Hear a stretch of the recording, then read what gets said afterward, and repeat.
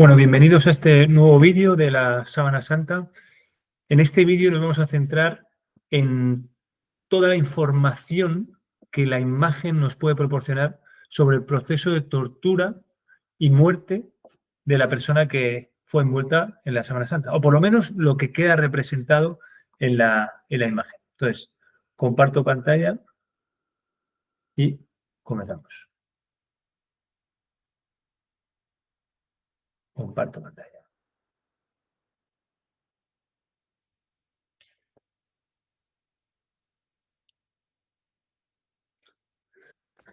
Bueno, a la Sábana Santa la llaman el quinto evangelio también. ¿Por qué?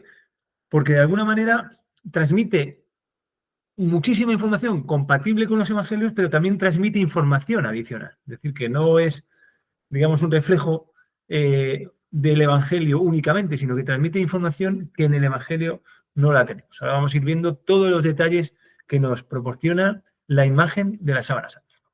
Por supuesto, ahora ya en el pleno siglo XXI hemos conseguido escanear la Sábana Santa con un máximo detalle, alta definición, digitalizada, y ya tenemos pues toda la información en centésimas de milímetro, ¿vale?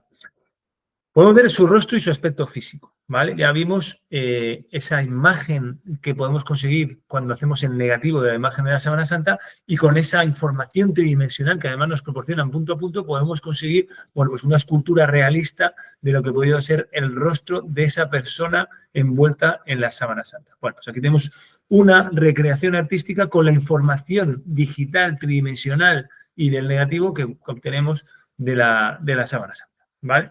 Bueno, pues aquí podemos ver, bueno, pues la nariz fracturada, desviada, toda la barba, el bigote manchado de sangre, la frente, el ojo, bueno, pues el pómulo totalmente inflamado de un golpe, y bueno, pues la verdad, hecho un Cristo.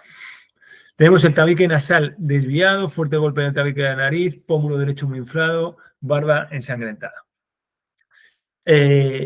Además, bueno, pues el golpe que tenemos, que tiene el rostro en la nariz, bueno, uno de los guardias que estaba allí le dio una bofetada a Jesús, eso está en el Evangelio de Juan 18, pero aquí tenemos información de que le debió dar o bien era zurdo o bien le dio así, porque la nariz está desviada hacia este lado, ¿vale? Hacia la izquierda. Bueno, ¿cuál es su rostro hipotético en vida? Hemos visto el rostro de la persona que está reflejada en la imagen de la Sábana Santa, pero claro, después de haber pasado por un proceso de crucifixión y muerte y de un proceso de tortura y de maltrato. Si ese cuerpo lo intentamos analizar, bueno, pues con el ordenador y con el análisis de una recreación artística, este sería el mismo rostro sin haber pasado por ese proceso de tortura, crucifixión y muerte, ¿vale? De tal manera, aquí podemos ver los tres rostros. El rostro real, que podemos ver simplemente sin ningún tipo de manipulación de ningún tipo, simplemente cambiar lo positivo o lo negativo con una simple cámara fotográfica, es la que tenemos a partir de la imagen de la Sábana Santa. Luego tenemos aquí esta recreación a partir de toda la información volumétrica tridimensional que nos proporciona el rostro, y esta información, este nuevo rostro, a partir de recreando cómo sería ese rostro sin deformaciones, sin la nariz rota, sin inflamaciones, etcétera, etcétera. ¿Vale? Bueno, os decía que la Sábana Santa nos proporciona información que en el Evangelio no nos proporciona y que ningún texto histórico nos había proporcionado, ni histórico ni no histórico. Vemos que en la espalda de esta persona tenemos una coleta, ¿vale? Eso, evidentemente, nunca jamás se había oído hablar que Jesús tenía recogido el pelo en una coleta. Por tanto, cualquier persona que quisiera falsificar la imagen del cuerpo de Jesús, no tiene mucho sentido que lo hubiera puesto con una coleta, porque nadie esperaba que pudiera tener una coleta o una trenza en la espalda. Bueno, pues aquí esta persona lleva una coleta y una trenza en la espalda.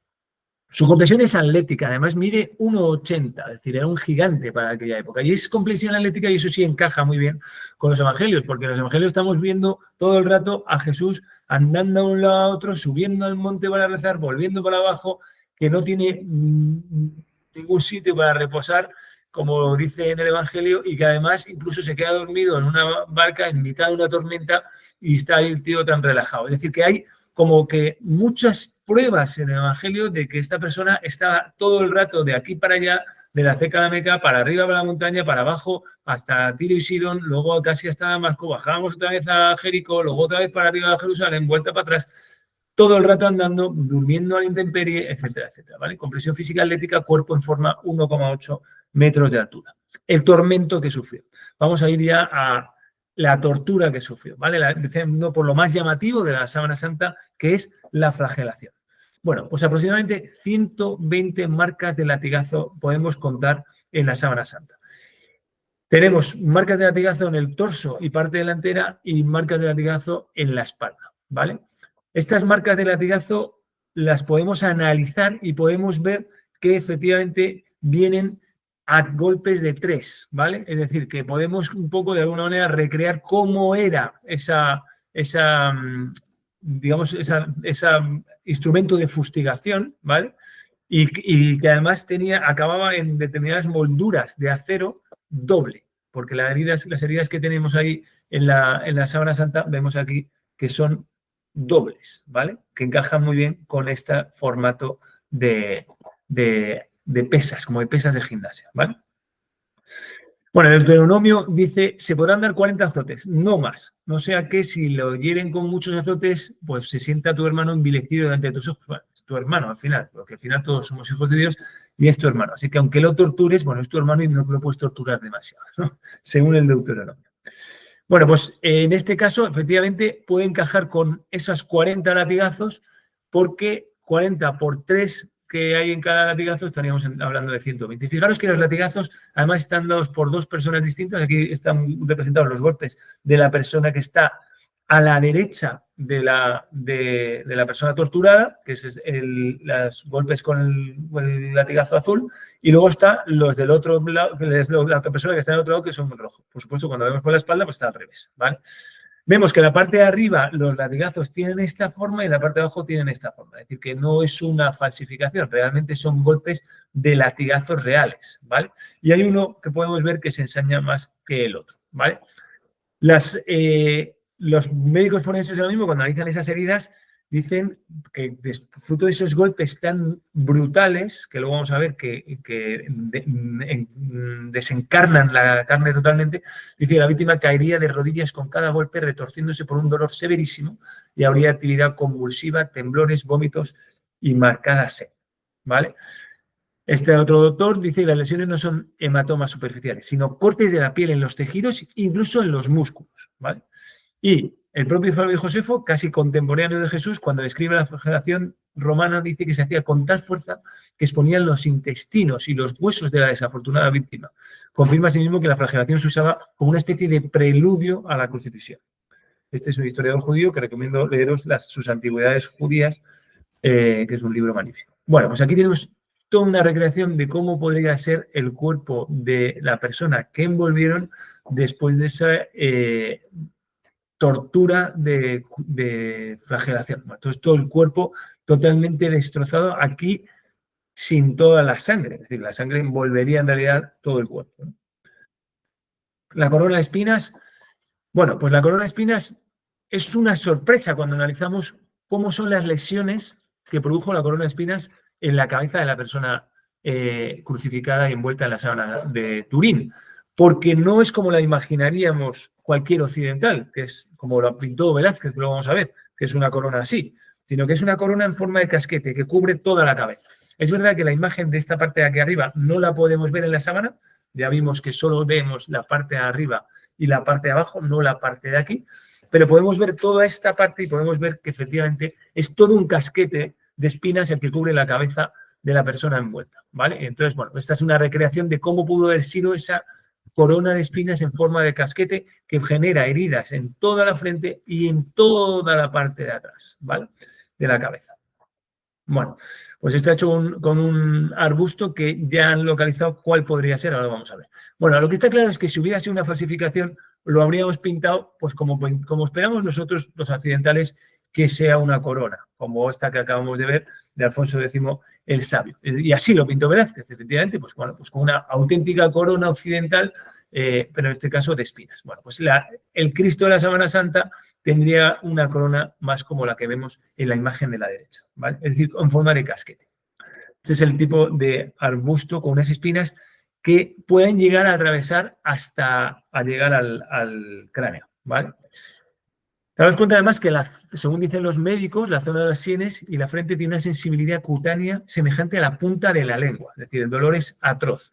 Se han contado 33 heridas por espinas, 13 en la frente y 20 en la parte de atrás de la cabeza, y os recuerdo que toda esta zona de aquí no la podemos ver, cuando probablemente fuera la más dañada. Luego os explico por qué, pero sobre todo porque le daban con el palo en la corona, como se menciona en el Evangelio. Sí, es verdad que este es Jesús, ¿vale? Como os decía, lo que llaman el sello de autenticidad, esa sangre que sale de aquí es de la vena frontal, encaja perfectamente el punto desde donde emana la sangre con dónde está la situación de esa vena, ¿vale? Es una sangre venosa, típicamente densa, y, bueno, pues según dice el médico forense Francesco Zoara, dice, esta famosa gota de sangre que descendió sinuosamente por las arrugas de la frente y se coaguló en el fondo formando un grumo circundado por un halo de suero, es tan real, tan imposible de pintar, que él solo es un sello de autenticidad de la síndrome. Alfonso Sánchez de Hermosilla, jefe de la Clínica Forense de Murcia, dice que la sangre que emana de la cabeza, de las heridas de la cabeza es uno de los lugares del cuerpo humano con más riego sanguíneo, ¿vale? Y toda esa sangre debió envolver, dice, tuvo que estar forzosamente cubierto de sangre de la cabeza a los pies. Todo el cuerpo cubierto de sangre, si de verdad tenía esas heridas tan espectaculares en la cabeza. Y efectivamente, bueno, pues aquí es como en algunas películas nos representan a Jesús de Nazaret totalmente cubierto de sangre. Cargando con la cruz. Bueno, ya a día de hoy sabemos cómo era ese proceso de tortura. La persona torturada, después de haber sufrido la flagelación, tiene que cargar con el patíbulum, es decir, una de las partes de la cruz, la parte horizontal de la cruz, que pesaba entre 40 y 50 kilos, que la llevas a la espalda atado a los brazos, ¿vale?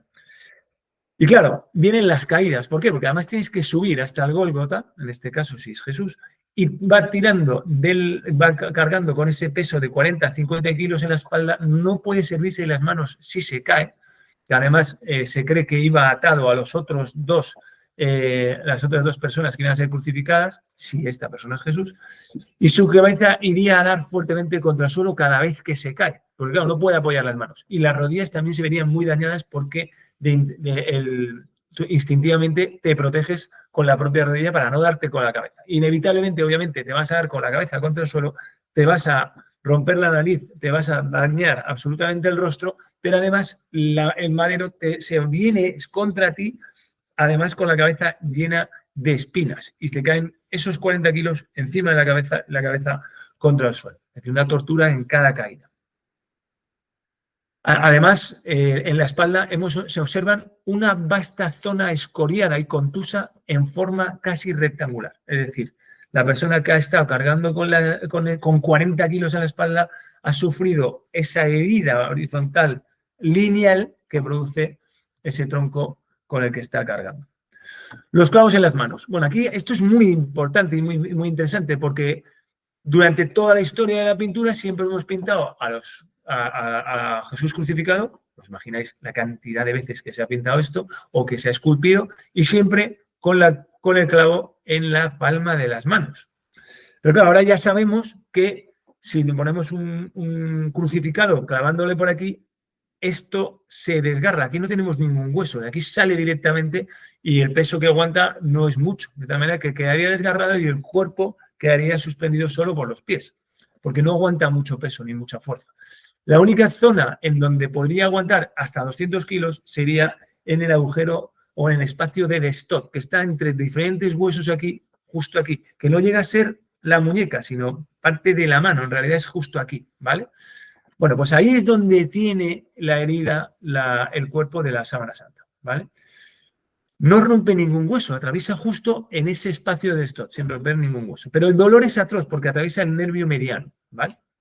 ¿Qué pasa cuando atraviesa el nervio mediano?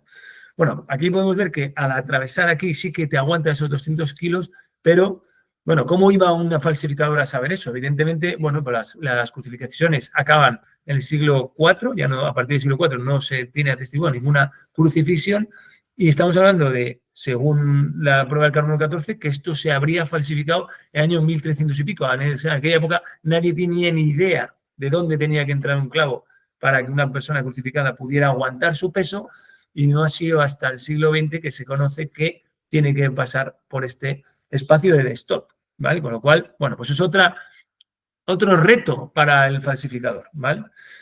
Pero es todavía más interesante saber que el doctor Pierre Barbet, cuando analiza manos vivas de manos recientemente amputadas,